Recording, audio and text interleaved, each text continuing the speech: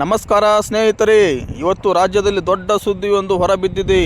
ಜನರ ರಕ್ಷಣೆ ಎಂದು ಕರೆಸಿಕೊಳ್ಳುವ ಪೊಲೀಸ್ ಅಧಿಕಾರಿಯೇ ಲಂಚದ ಹಣ ಕೈಯಲ್ಲಿ ಹಿಡಿದುಕೊಂಡು ರೆಡ್ ಹ್ಯಾಂಡ್ ಆಗಿ ಸಿಕ್ಕಿಬಿದ್ದಿದ್ದಾನೆ.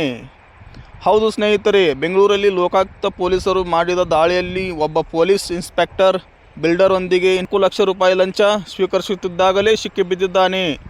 ಈ ಇನ್ಸ್ಪೆಕ್ಟರ್ ನಿಮ್ಮ ಮೇಲೆ ಇರುವ ಕೇಸ್ ಕ್ಲೋಸ್ ಮಾಡಿ ಕೊಡ್ತೀನಿ ಅಂತ ಹೇಳಿ 5 ಲಕ್ಷ ರೂಪಾಯಿ ಬೇಡಿಕೆ ಇಟ್ಟಿದ್ದನಂತೆ.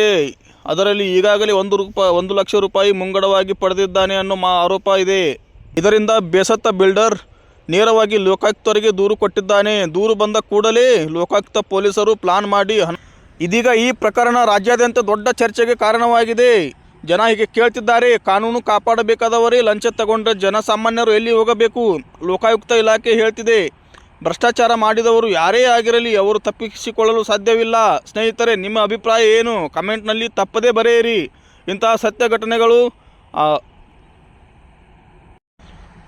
ಸ್ನೇಹಿತರೆ ನಿಮ್ಮ ಅಭಿಪ್ರಾಯ ಏನು? ಕಮೆಂಟ್ನಲ್ಲಿ ತಪ್ಪದೇ ಬರೆಯಿರಿ. ಇಂಥ ಸತ್ಯ ಘಟನೆಗಳು ಅಪ್ಡೇಟ್ಗಾಗಿ ನಮ್ಮ ಚಾನಲ್ ಸಬ್ಸ್ಕ್ರೈಬ್ ಮಾಡಿ, ವಿಡಿಯೋಗೆ ಲೈಕ್ ಕೊಡಿ, ನಿಮ್ಮ ಸ್ನೇಹಿತರಿಗೆ ಶೇರ್ ಮಾಡಿ. ಧನ್ಯವಾದಗಳು.